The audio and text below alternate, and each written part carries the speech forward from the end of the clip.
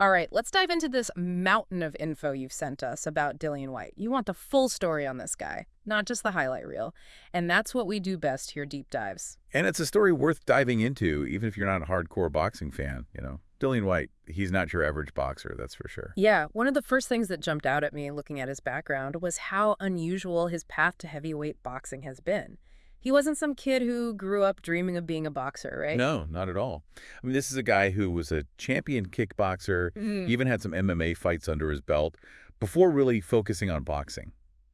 That kind of diverse combat experience, it's not something you see every day, especially at the elite levels of the sport. You'd think all that time spent outside of boxing would be a disadvantage, right? Like, he didn't have as much time to develop those pure boxing skills. But you're suggesting it actually works in his favor. That's the thing. It becomes part of his toolbox, Yeah. Like take his fight against Marius Watch, round 9, White's up against the ropes. Now, for most heavyweights, that's a dangerous spot to be in. But he uses this quick shift, almost like a Muay Thai clinch, to spin Watch off balance and create an opening for a massive counter. You rarely see that kind of move in heavyweight boxing, but it shows how White's diverse background gives him options that other fighters just don't have. So it's not just about raw power with Dillian Whyte, it's that adaptability, that ring IQ we talked about earlier. Exactly. He can stand and bang with the best of them, go toe-to-toe, but he can also be calculated, use angles, surprise opponents with techniques they haven't prepared for. Adds a whole other level to his game. Now, we can't talk about Dillian Whyte without discussing the Anthony Joshua fight. The background info you sent on that one really underscores how significant that fight was, even though Whyte didn't come out on top. Absolutely pivotal fight. It really captivated the British boxing public, and I think, looking back, it cemented that underdog spirit that's become so central to White's identity. Yeah, and from what I gathered, it wasn't just about who got their hand raised that night, right? It felt like Whyte was fighting against these preconceived notions, like he had something to prove. Oh, without a doubt. Gotta remember, this was a fight that had been brewing for years. They'd fought as amateurs. Whyte handed Joshua his first ever loss. So there was genuine bad blood there.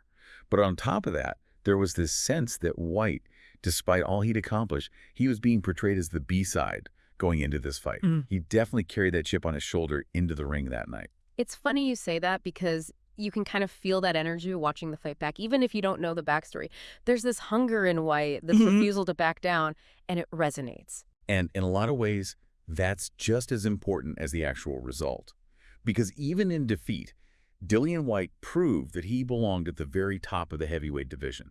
He pushed Anthony Joshua, hurt him at times, showed everyone he could hang with the best. Yeah, and that's huge, that ability to bounce back from a loss like that, actually grow from it.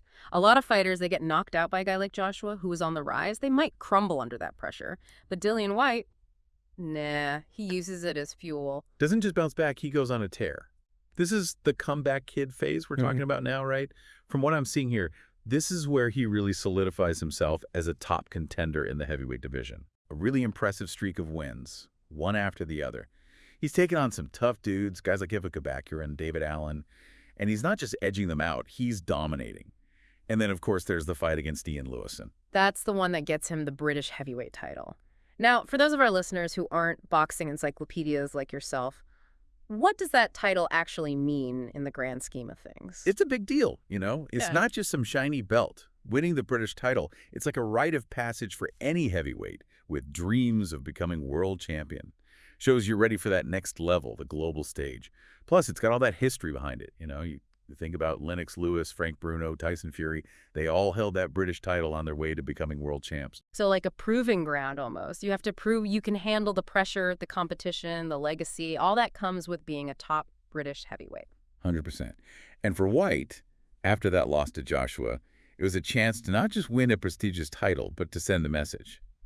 And the way he stops Lewison, a tough, durable veteran in the 10th round, that was a statement. Dillian Whyte's back, and he's a problem. Yeah, and speaking of statements, there's this quote from Whyte after the Lewison fight that really stood out to me in the research you sent over. He says, "I'm not here to be a journeyman, to just pick up a paycheck. I want the big fights, the ones that make history." And that ambition, that drive, it's a constant in his career, It pushes him to take on the toughest guys, the biggest names, even when it might have been easier to take a step back. Which brings us to, of course, the Derek Chisora rivalry. Which, let's be honest, wasn't your typical boxing rivalry, was it? This wasn't just about trash talk in the lead up to the fight. This felt personal from day one. Oh, yeah, it went way beyond boxing, that's for sure. The animosity between those two, you could cut it with a knife. It spilled over into press conferences, interviews, even their social media. It was impossible to ignore. Spilled over might be an understatement. That press conference where they almost came to blows, the table getting flipped, security going crazy, it was like a scene straight out of a movie. What was it like being there, feeling that energy in the room? Electric. Yeah. And a little bit scary, honestly. You knew right then and there that this was more than just hype. These guys legitimately did not like each other. It was going to be explosive. And explosive is an understatement. That fight was insane, just pure intensity from the opening bell. A total war. Both of them. Just leaving it all out there in the ring. I remember watching it thinking, there's no way this is going the distance. Someone's getting knocked out. You could feel it in the air, that kind of fight. Yeah. But you know what really struck me? What people don't always talk about is that neither guy backed down. Not an inch. Even when they were hurt, gassed, they just kept coming. Speaks volumes about Dillian Whyte's resilience, that never-say-die attitude we've been talking about. Absolutely. And Chisora, too, you got to give him credit. Tough as nails. It was a coin toss, really. Could have gone either way. Yeah. But Whyte digs deep, ekes out that split decision, that just added fuel to the fire, that rivalry. Oh yeah, no doubt. Really solidified Whyte as someone who could take a punch, win a slugfest, and hang with the best. He beats Chisora, he's on this incredible run, WBC interim champ. But that world title shot, it's always just out of reach. What's the deal with that? That's where it gets complicated. The business side of boxing rears its ugly head.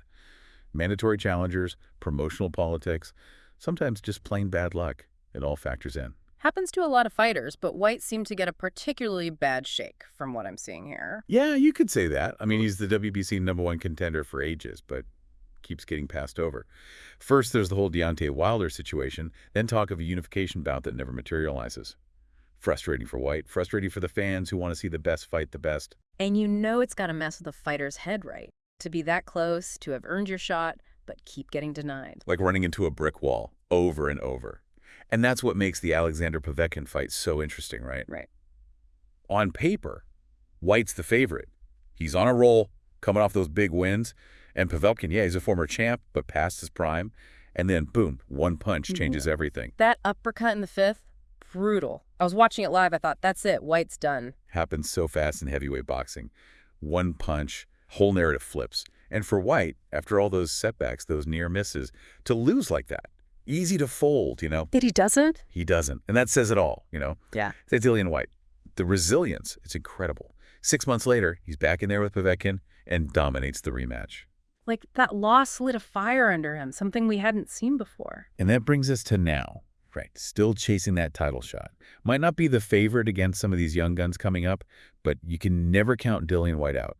He's proven that time and time again. So, as we wrap up here, what's the one thing we want our listeners to remember about Dillian Whyte, even if they forget every stat in every fight?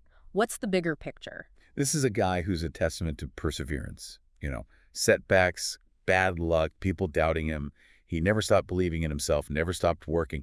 That's a powerful lesson, and not just in boxing. No matter what life throws at you, how many times you get knocked down, it's that belief, that refusal to quit, that's what defines success.